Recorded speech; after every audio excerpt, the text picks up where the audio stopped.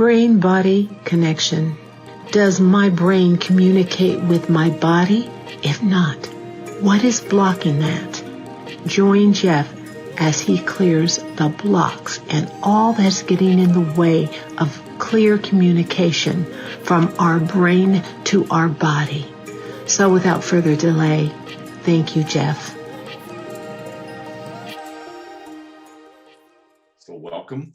We're going to just dive right into it. We got a lot of heavy lifting to do tonight because of the subject matter that we're going to be covering. So I'm going to start with a reading from the book, How I Found Freedom in an Unfree World. It's an older book, but boy, I'll tell you what, there's a lot of great information in here, and especially about the way to navigate this world. And this is chapter 27, and the title of it is Who Are You? Who are you? Perhaps the most important part of the quest for freedom is discovering yourself, and that can be the hardest part.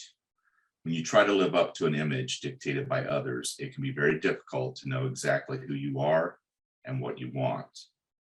You are a unique individual, different from everyone else in the world. And what you are is revealed mostly by how you react to things around you, what pleases you and what causes you discomfort. These are the signals that let you know what kind of life you crave, what will bring you happiness. Unfortunately, the signals become distorted if you've lived most of your life in involved relationships. If you've grown up living with your parents, then lived with a roommate, and then married, the people around you may have played a large part in determining your tastes and values. Even if the people around you haven't been demanding or tyrannical, you've still had to consider them when making decisions. As a result, what you now consider to be your tastes might be more of a reflection of your past routine than of your natural emotional needs. If so, your experiences might be much less than they could be, perhaps pleasant, but not joyful and exciting. You need time alone to act completely on your own desires, to discover the kinds of entertainment that please you, to realize such things as what color you'd most like your living room to be, to daydream and discover what you're now missing. Your desires will be best learned when there's no one around to influence and inhibit you. And then I'm going to close this part off with a quote by E.E. Cummings: "To be nobody but yourself in a world which is doing its best night and day to make you somebody else means to fight the hardest battle which any human being can fight and never stop fighting." So our tastes are molded, our desires are shaped, things are formed, we're given ideas from many, many, many, many different sources. And that impacts our life and how we live it. You know, Jesus said heaven is at hand. And I can tell you unequivocally, that is the absolute truth. Heaven is right here, right now, and on this earth. If you get your field clear enough, if you get free of trauma enough, and live your life and discover who you are and who you came here to be, heaven is available to you right here, right now. So we're going to go into a really heavy, like I said, heavy part tonight around that very issue. And we're going to start, let's see, let me show you this diagram first. This will kind of give you a clue where we're going. All right, so I'm going to share my screen. All right, so the diagram on the left, this is me talking about other dimensions, alien races, sacred geometry, energy, and vibration. And then the same person, when they have to do some kind of task or have to achieve a goal or set a goal or make an accomplishment, me when it comes to basic math and doing things like a regular human being. And I know a lot of you, I'm the same way. I feel the same way sometimes. It's like I can go out and think about other dimensions and how the dots connect and all this kind of good stuff. And it thrills me and excites me. I've spent my whole day to day in my office doing nothing but research and coming up with a new protocol around being stuck and resistance in the field. But then when it comes to cutting the grass or getting the day-to-day human tasks done, it's a little bit more difficult. So I thought that was cute when I came across it. So tonight's work is around the brain, basically, the brain, hooking it up to the body, hooking the body up to the brain, that kind of stuff. We'll get in that a little bit more. I want to start with to kind of continue the discussion, the format of it last week, where we were talking about solids, liquids, gases, ether, 1, 2, 3, and 4. Okay, so I drew this back up here because it's still applicable, because tonight what we're doing is ether or level 7. Now this is physical matter. Okay, beyond this is spiritual matter, but this is physical matter, and your field is way beyond this. But this part is where we're going to play tonight. And so ether 4 is where you have a feeling, and then ether 3 is where that turns into a thought. Ether 2 is where that turns into an emotion, and then that turns into some kind of action in the 3rd or 4th dimension. And then your actual physical body, your physical substance, is at level 1, 2, and 3. Okay. And we're going to be playing tonight specifically here at level 1, very, very solid level. So that's the way the energy kind of forms. It gets more rarefied the deeper you go down this chart. It gets more solid the higher up in the chart you are. Literal physical substance, spiritual matter. Okay.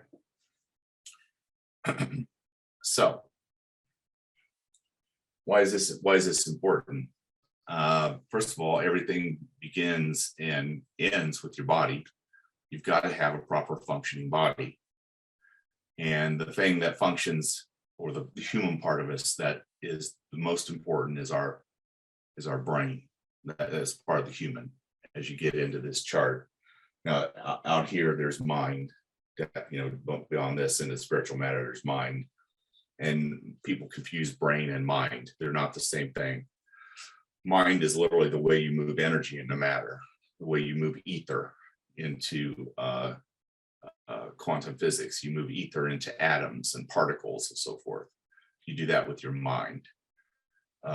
You've done that to create this body.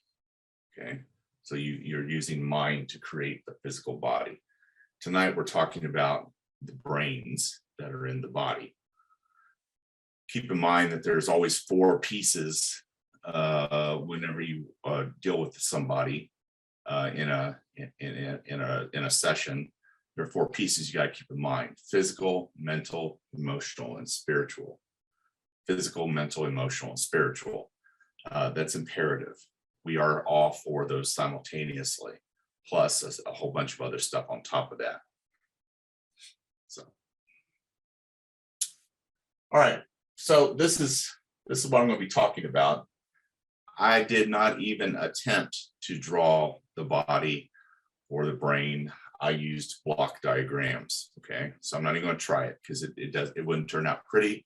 And I didn't go to school for I wasn't an art major, and I have no shame about that. It's not my forte. But there are people out there that can do it. My youngest son can certainly do it. He does a magnificent job. But this represents the physical body, this purple circle. And the head is where your brain is. Okay, we know that, we all know that. But there are 2 more brains that the body has. And one is in the heart and one is in the gut. Okay, and the heart, they're all 3 important. It's imperative that they all 3 communicate with one another.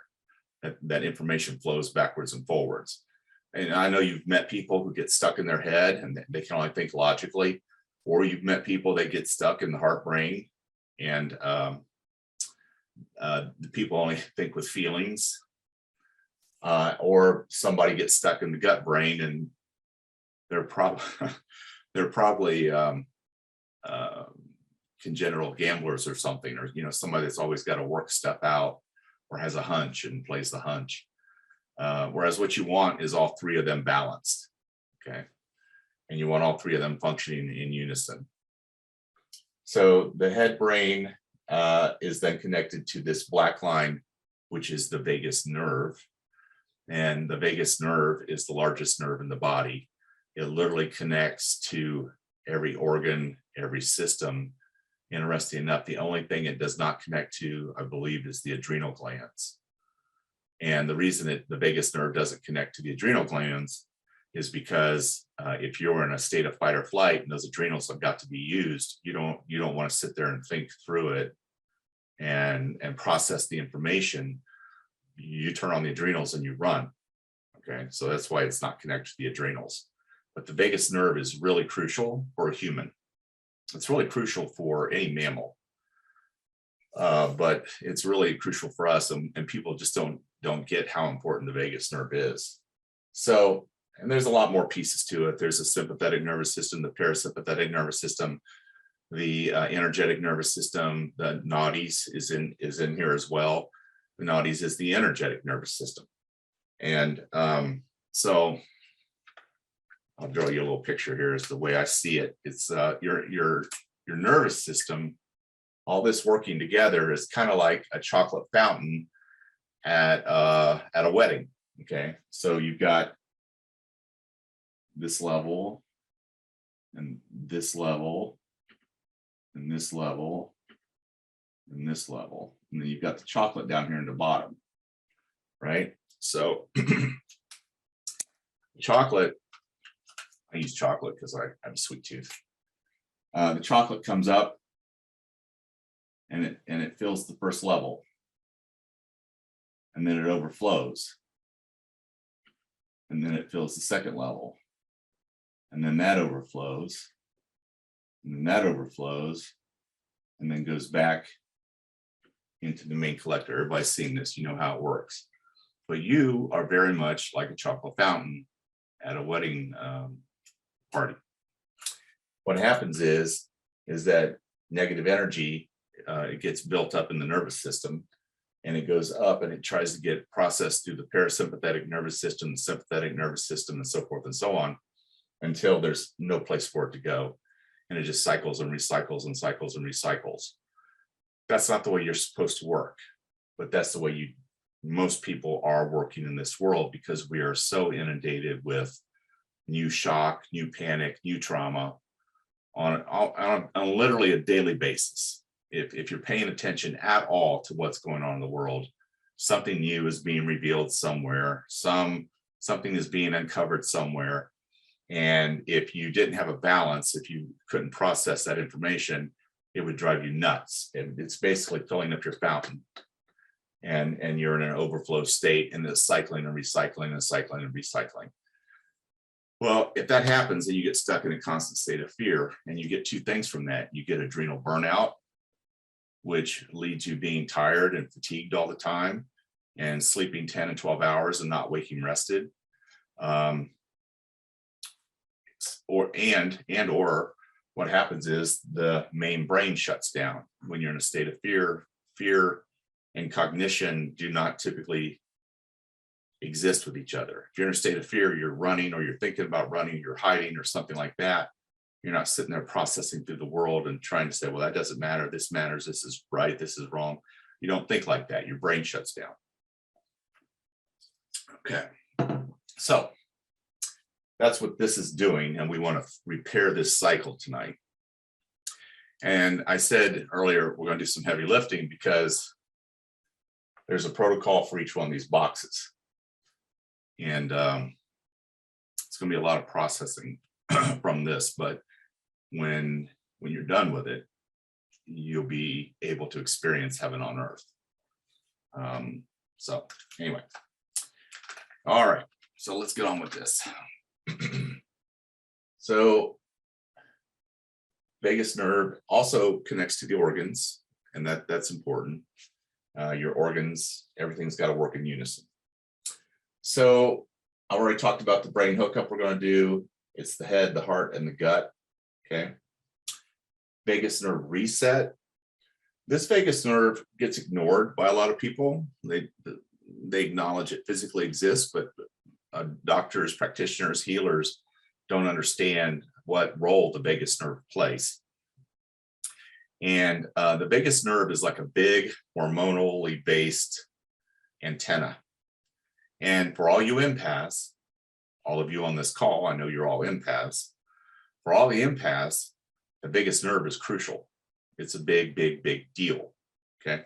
So let's say you're walking down the street and you're having a good day. You're thinking about what you're going to do that night, seeing your family or something like that. And you walk past, somebody's coming past you and they are obese. I mean, they're extremely overweight. And you walk past each other within 3 or 4 or 5 feet. Maybe you give them a glance, maybe you say hello, maybe not, it doesn't matter. But after that person passes you, all of a sudden the state of your mind shifts. And you start thinking thoughts like, oh man, my pants are so tight. I need to lose weight. I need to cut down on the sugar I'm consuming, all kinds of stuff related to obesity. Now, a moment before that wasn't even in your head. But this person passes you and all of a sudden you have these thoughts, feelings, and emotions. This level here, fields as they move, your field extends. Some people are as 5 feet from the physical body. Some people are 20 and 30 and 40 and 50 and 60 feet from their body. And so what you've done when you cross with that person or past that person, you literally walked through their energy field. You literally walked through their energy field and you picked up either 2, 3, and 4 that person was experiencing and thinking about themselves at the time. They were the one having the thoughts. I need to lose weight. I need to quit eating sugar. I need to, get bigger pants or whatever. And now you have them. It really is that simple. So what happened is you stepped into their field, you picked up their stuff, and you began to process it and think of it as your own. Now, let me give you a tool to use should that happen. And this can happen about anything: weight, emotions, fear, angst, anxiety, depression. If you're around people who are depressed or anxious, don't be surprised if you turn out to be depressed or anxious because you're picking up their energy. When you get into levels 5, 6, and 7 here, and your fields cross, anything is possible. This is one of the things I warn healers about. Especially people who put their hands on other people, Reiki practitioners, massage therapists, chiropractors. The minute you touch somebody, you're guaranteed in their field. You don't even have to touch them, but if you're that close, you're in their field and you can pick up their stuff and your vagus nerve will absorb it. Okay. So here's a tool that we want to talk about. When you have a thought, feeling, or emotion that's out of nowhere, there's no reason for you to be experiencing it. You just, it's out of nowhere, it pops into your head, or it's something that you just keep ruminating on and can't get rid of. What you do is you ask yourself a very simple question about that thought, feeling, or emotion. And that question is, who does this belong to? Who does this belong to? Ask yourself that question. So you walk past the person coming the other way from you. All of a sudden you start having feelings or emotions about obesity. Right away, you need to ask the question, who does this belong to? And if it's not yours, boom, it'll clear from the field. You're done with it. It's over.